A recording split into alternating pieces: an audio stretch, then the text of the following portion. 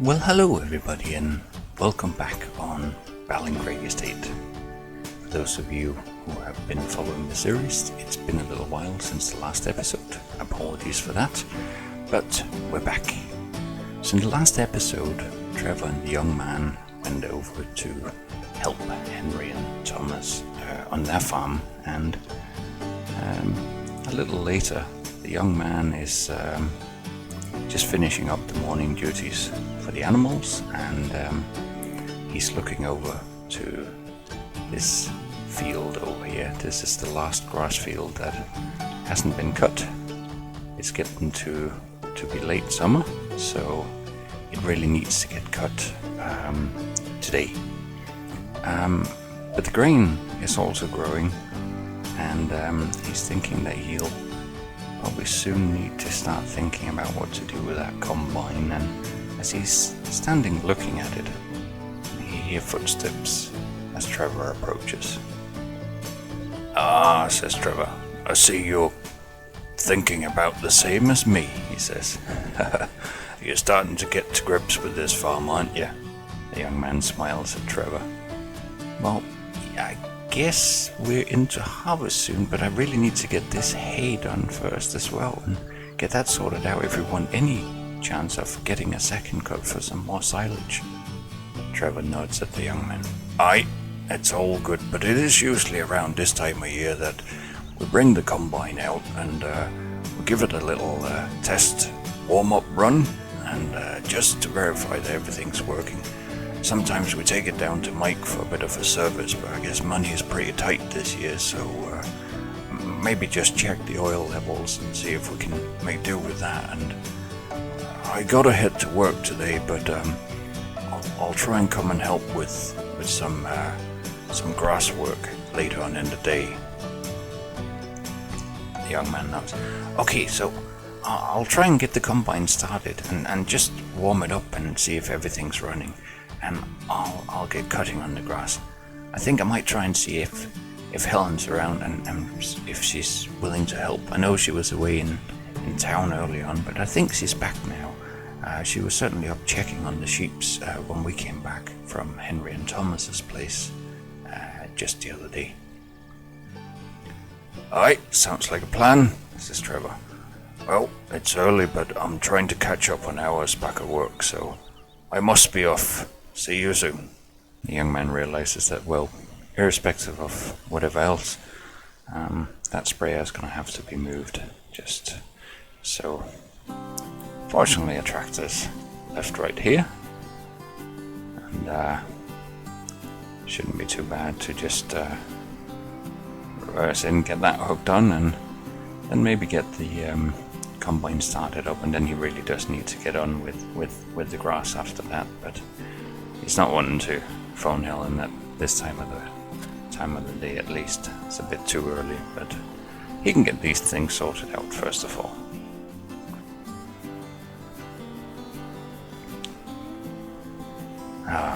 This yard, it's so full of old junk, thinks the young man.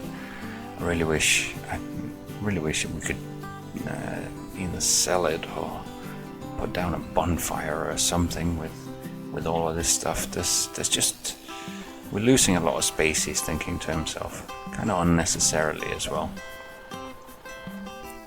But he reckons there should be enough space just about to get the combine out and have a little bit of workspace around it, which is really all he needs at this stage. So he's never actually driven this combine, but he pops into the shed. As quite conveniently, the keys for it are simply hanging on a hook in this little tool shelf here. Perhaps not the most secure solution in the entire universe, but hey, that's where it's always been, so that seems to be working. This takes a little bit of a wander around first. Studies the machine. It's actually quite a large machine for this little farm. Well, it's the largest machine, and as he climbs inside the caps and studies the control, it's a simple but robust looking machine. There's even a few of his uncle's tools left there, so gets the key mounted in, and turns it. Nothing. Nothing at all. Not even the slightest inkling of electricity comes through the system. He wonders. Oh, maybe the battery's flat. Tell you what, I'll get the battery out and I'll set a charger on it, and then I'll get on with a bit of grass cutting for a couple of hours, and then I'll give it another shot. So the young man simply pops over into the garage, grabs the battery charger, and gets it hooked up to the combine.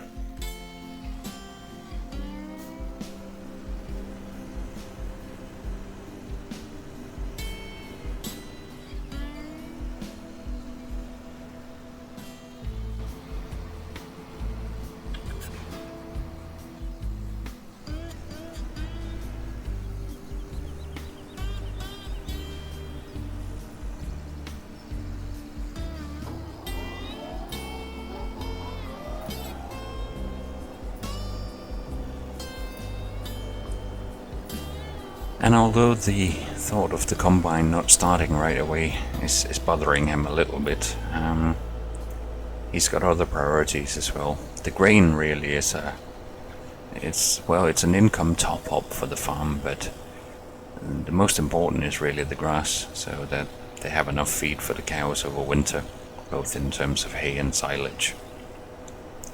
They didn't get an awful lot of silage made in spring, so it's essential that it'll be possible to do a second cut of grass on some of the fields at least. There's already silage in the pit now, so he's not quite sure how he's going to handle that, but he tries to steady his mind on the job at hand, which is to get this field cut and turned into more hay bales.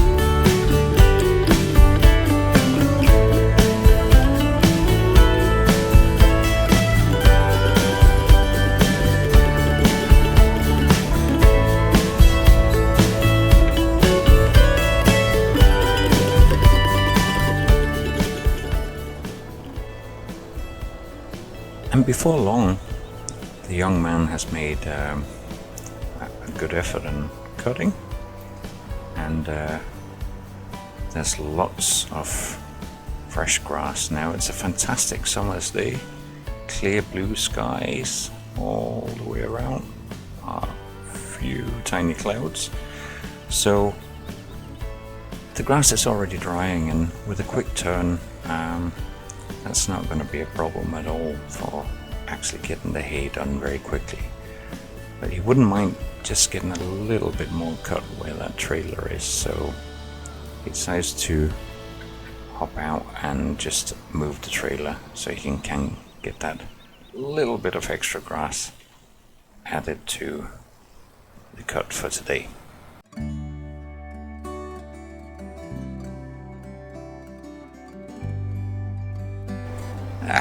It's not a huge amount of extra grass, but every little bit counts for the cows this winter. So he is a little bit pleased though that this is the last field of grass for a while. The harvesting work at Thomas and Henry's farm was a bit of a welcome break from an awful lot of hay work. So with the header dropped off on the grass field, the young man's just gonna mount the tether And he's going to bring the mower back over, and then it'll be time to try out the combine again to see if he can get the old machine moving.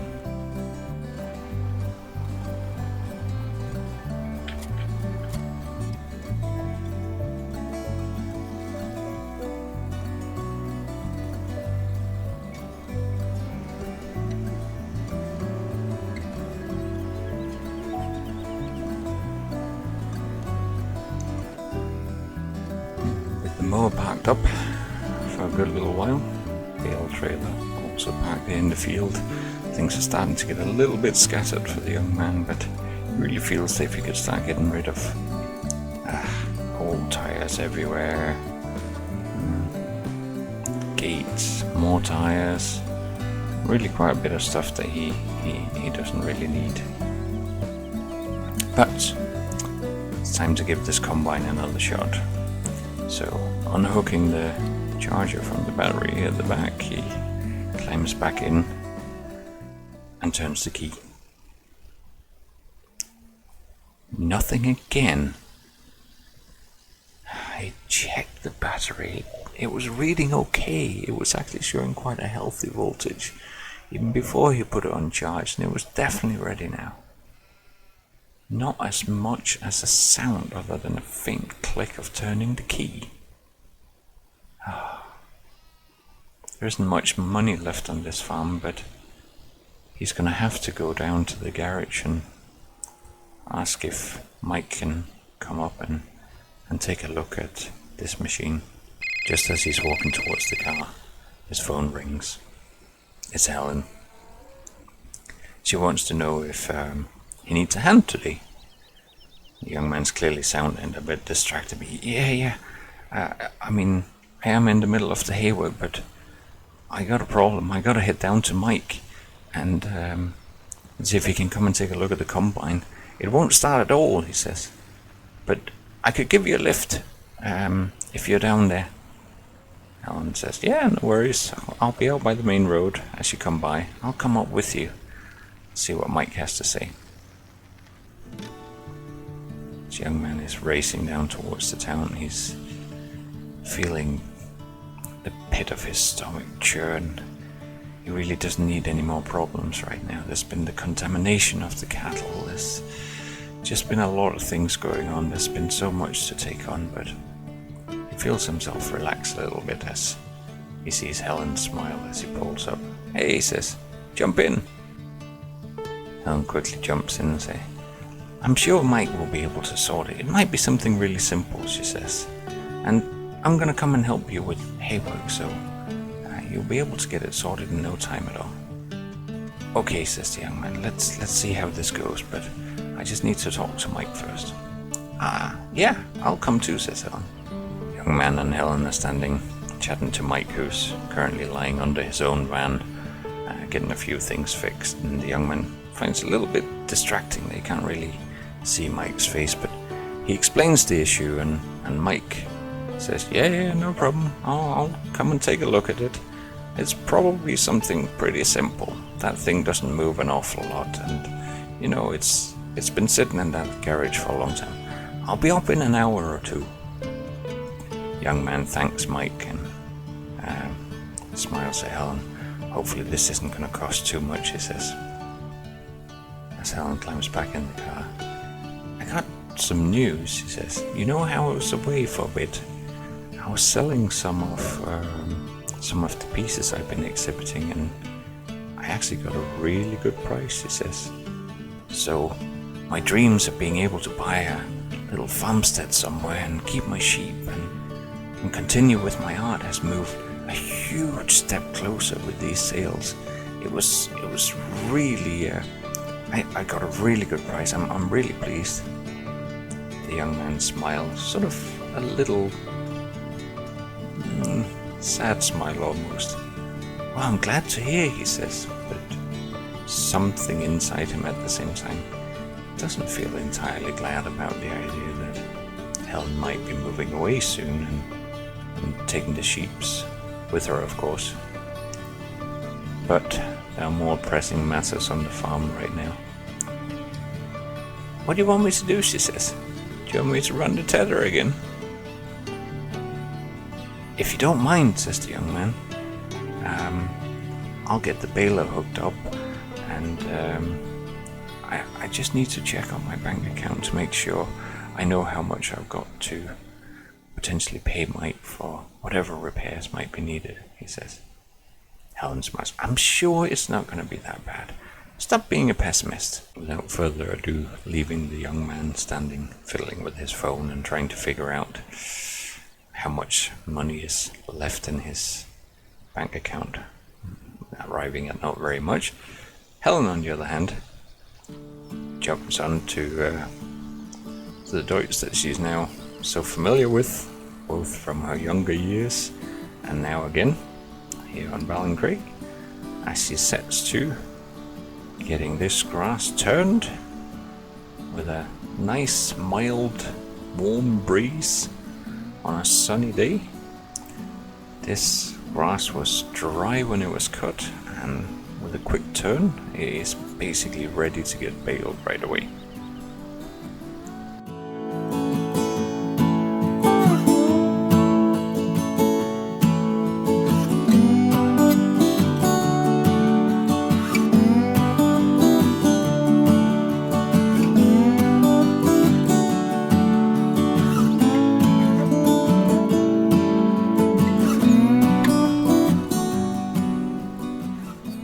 Helen's already gone around twice clearing the headland while the young man has been checking his account. Less than £2,000 left out of the £6,000 that he was given, and he still owes Trevor money for some extra fertilizer that he bought out of his own pocket. The milk really hasn't been bringing in an awful lot of money. I think the young man had hoped for more than what it has really brought in.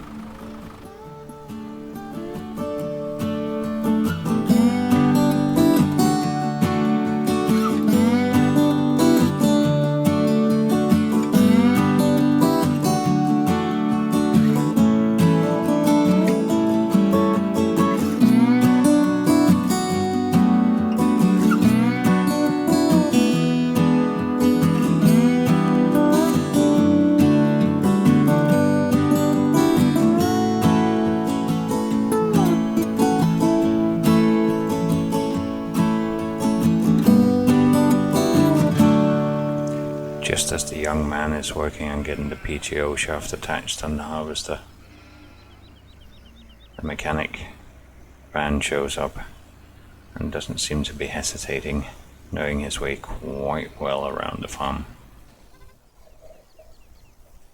The young man quickly hops over and, "Oh, thank you for coming so quick. Can you take a look at it? I'm just about done with the baler. I'll come and see you in just a second." "I found your problem," shouts Mike. The young man comes in to take a look at the... "Oh, you found it," he says, slightly relieved. But the expression on his face quickly turns the young man's mood. What is it?" he says. "Well, you see all the wires up there," he says. "They've been cut. Somebody's been in vandalizing your combine." "What?" says the young man. "But how is that possible? Oh, I don't understand," says the young man. Mike shrugs. "Well, whatever it is, they did a fairly good job of it. They might not have known much about what they did, but they've slashed pretty much any of your wire connections coming up to the cab for controls and everything like that. I've taken a look, and there's a couple I can repair, but there's quite a few that's beyond that. To be fair, it was a pretty old machine, and some of the wires were not in the best of states," he says. "I've been looking it up quickly, and if we just order some used parts, because it's hard to find bits for these old combines now, but I can find some used parts, and I can have them here in a couple of days, but it's not cheap, he says.